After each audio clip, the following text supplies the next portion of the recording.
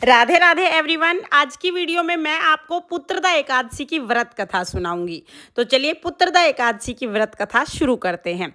कथाओं का आनंद लेते हुए अर्जुन बोले, हे भगवान, ये रोचक और महापुण्यदायी कथाएं सुनकर मेरे आनंद की सीमा नहीं है और मेरी उत्सुकता बढ़ती जा रही है। हे मधुसूदन, अब आप कृपा करके मुझे श्रावण मास के शुक्ल पक्ष की एकादशी की कथा सुनाएं। इस एकादशी का क्या नाम है तथा इसके व्रत करने की क्या विधि है, इसे किस देवता के लिए किया जाता है और इस व्रत को करने से क्या फल मिलता है। श्री कृष्ण चंद्र बोले, हे पार्थ, श्रावण मास के शुक्ल पक्ष की एकादशी की कथा के श्रवण मात्र से ही अनंत यज्ञ का फल मिल जाता है।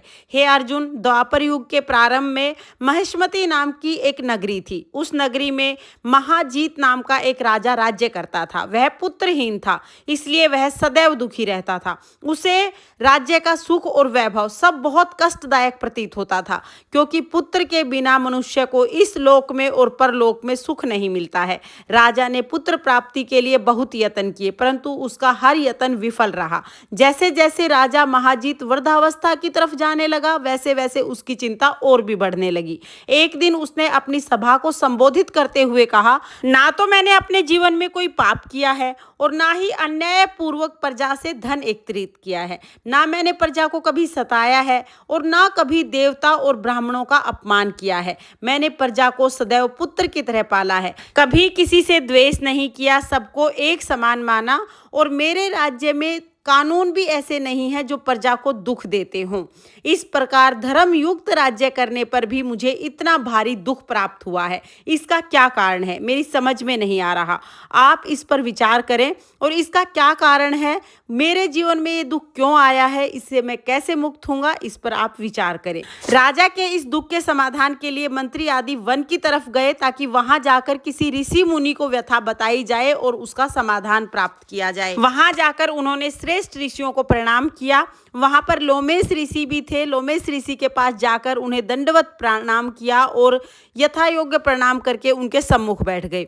उनके दर्शन से सबको बड़ी प्रसन्नता हुई और वो सब निवेदन करने लगे, हे देव, हमारे अहोभाग्य जो हमें आपके दर्शन का सौभाग्य प्राप्त हुआ है। इस पर लोमेश ऋषि बोले, हे मंत्रीगण, आप लोगों की नम्रता और सद्भावना से मैं अत्यंत प्रसन्न हूँ।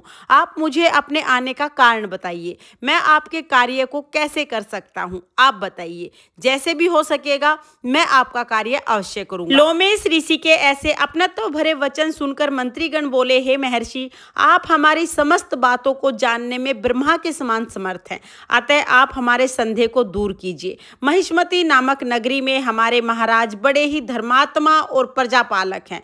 वह प्रजा का पुत्र के समान पालन करते हैं, परंतु फिर भी पुत्रहीन हैं। हे महर्षि, इससे वह अत्यंत दुखी रहते हैं। हम लोग उनकी प्रजा हैं, हम भी उनके दुख से दुखी हो जाते हैं, क्योंकि प्रजा का यह कर्तव्य है कि वह राजा के दुख को दुख माने और राजा के सुख को सुख माने। हमको उनके पुत्रहीन होने का अभी तक कोई कारण प्रतीत नहीं हुआ, इससे हम आपके पास आए हैं। अब आपके दर्शन करके हमको पूर्ण विश्वास हो गया है कि हमारा कष्ट अवश्य ही दूर हो जाएगा, क्योंकि महान पुरुषों के दर्शन मात्र से ही प्रत्येक कार्य सिद्ध हो जाता है। अतः अब आप हमें बतलाने का कष्ट करें कि किस विधि से हमारे महाराज पुत्रवान हो सकते हैं। हे महर्षि, यह आपका हम पर बहुत बड़ा उपकार होगा। ऐसी करुणा प्रार्थना सुनकर लोमेश ऋषि ने नेत्र बंद किए और कुछ पूर्व जन्मों के बारे में विचार करने के बाद बोले, हे श्रेष्ठ पुरुषों, यह राजा पिछले जन्म में अत्यंत बुरे कर्म करता था। उस जन्म में यह एक गांव से दूसरे गांव में घूमा करता था। एक बार ज्येष्ठ मास के शुक्ल पक्ष की एकादशी के दिन की बात है। यह 2 दिन से भूखा था और दोपहर के समय एक जलाशय में जल पीने गया था। उस स्थान पर उसी समय ब्याई हुई एक गाय भी जल पी रही थी। राजा ने उस गाय को प्यासी ही भगा दिया और स्वयं जल पीने लगा। हे भद्रजनों, इसलिए राजा को ये दुख भोगने पड़ रहे हैं। एकादशी के दिन भूखा रहने का फल यह मिला कि वो इस जन्म में राजा बने और प्यासी गाय को जलाशय से भगाने के लिए वो पुत्रहीन बने। इस पर सभी सदासद विनती करने लगे, हे महर्षि, शास्त्रों में ऐसा लिखा है कि पुण्य से पाप को नष्ट किया जा सकता है। अतः कृपा करके आप हमें कोई ऐसा उपाय बताइए जिससे हमारे महाराज के पूर्व जन्म के पाप नष्ट हो जाएं और उन्हें पुत्र रत्न की प्राप्ति हो।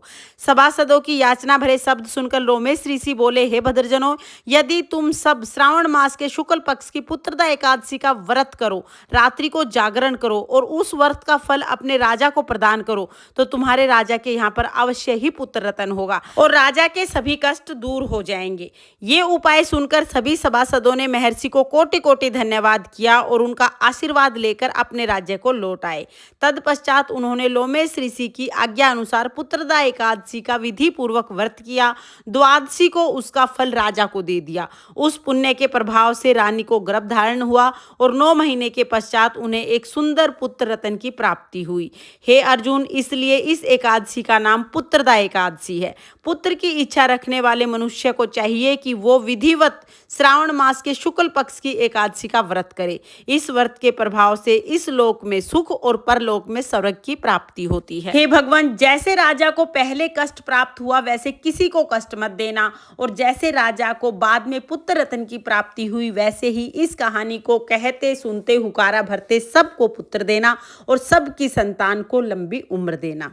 ये थी पुत्रदा एकादशी की व्रत कथा। अब हम एक गणेश जी की कथा और सुनेंगे। चलिए अब मैं आपको गणेश जी की कथा सुनाती हूँ। एक गांव में एक बुढ़िया रहती थी। बुढ़िया अंधी थी, उसे कुछ दिखाई नहीं देता था, लेकिन बुढ़िया रोजाना गणेश जी की पूजा करती थी। गणेश जी बुढ़िया की पूजा से प्रसन्न हुए और एक दिन बुढ़िया के सामने आके बोले, हे बूढ़ी माई, मैं तुम्हारी पूजा से प्रसन्न हूँ, तुम जो मांगना चाहो वो मांग सकती हो। अब बुढ़िया बोली, गणेश जी महाराज, मैं तो कुछ मांगना नहीं जानती। गणेश जी बोले, कोई बात नहीं, तुम अपने बेटे, बहू, नाती, रिश्तेदार सबसे पूछ लेना, मैं कल फिर आऊंगा, तुम कल मांग लेना। बुढ़िया बोली, ठीक है। गणेश जी अंतर्ध्यान हो गए। बुढ़िया सीधा अपने बेटे के पास आई और आकर गणेश जी की सारी बात बता दी और बोली, बता बेटा मैं क्या मांगू। उसका बेटा बोला, माँ धन मांग ले, धन, इतना धन मांग ले कि तेरी सातों पीढ़ी बैठी खाएंगी। वो बोली, बेटा बात तो तेरी ठीक है। बेटे की बात सुनने के बाद बुढ़िया अपनी बहू के पास गई, सारी बात बताई और बोली, बता बहू मैं क्या मांगू।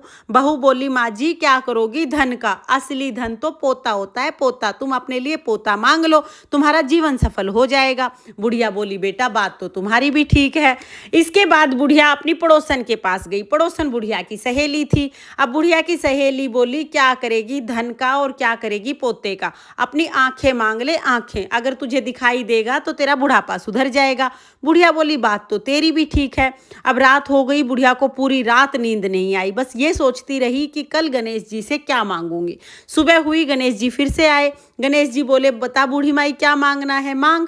बूढ़ी माई बोली, हे गणेश जी महाराज, मांगना तो मैं ना जानूं, मैं तो बस अपने बड़े से महल में सोने के पालने में अपने पोते को झूला झूलता हुआ देखना चाहती हूँ। अब गणेश जी महाराज तो ये बात सुनकर ठाके मार मार के हंसने लगे। हे बूढ़ी माई, मैं तो तुझे बहुत सीधी समझता था, तू तो बहुत चतुर निकली, एक ही बात में धन, पोता, आंखें सब कुछ मांग लिए। ये कह के गणेश जी ने कह दिया, बूढ़ी माई जो जो तुमने सोचा है वो सब कुछ हो जाएगा। जैसे ही गणेश जी महाराज ने जल के छींटे मारे, सब कुछ हो गया। बूढ़ी माई को एक वचन में ही धन, दौलत, आंखें, पोता सब कुछ मिल गया। हे गणेश जी महाराज, जैसे आपने बूढ़ी माई की इच्छा पूरी की वैसे ही इस कहानी को कहते सुनते हुकारा भरते सबकी सारी इच्छाएं पूरी करना और सबके घर को अन्न धन से भर देना। ये थी गणेश जी की कथा। इस तरह से हमारी पुत्रदा एकादशी की व्रत कथा पूर्ण होती है। फ्रेंड्स, पुत्रदा एकादशी की ये व्रत कथा आपको कैसी लगी कमेंट करके जरूर बताना। और अगर ये वीडियो आपको पसंद आई हो, वीडियो आपके लिए थोड़ी बहुत भी यूजफुल हो, तो प्लीज़ वीडियो को लाइक कर देना। और हम महिलाएं घर में तीज त्योहार कैसे करते हैं ये देखने के लिए मेरे चैनल को सब्सक्राइब कर लेना। फिर मिलते हैं किसी और वीडियो में, तब तक के लिए जय श्री कृष्णा, राधे राधे।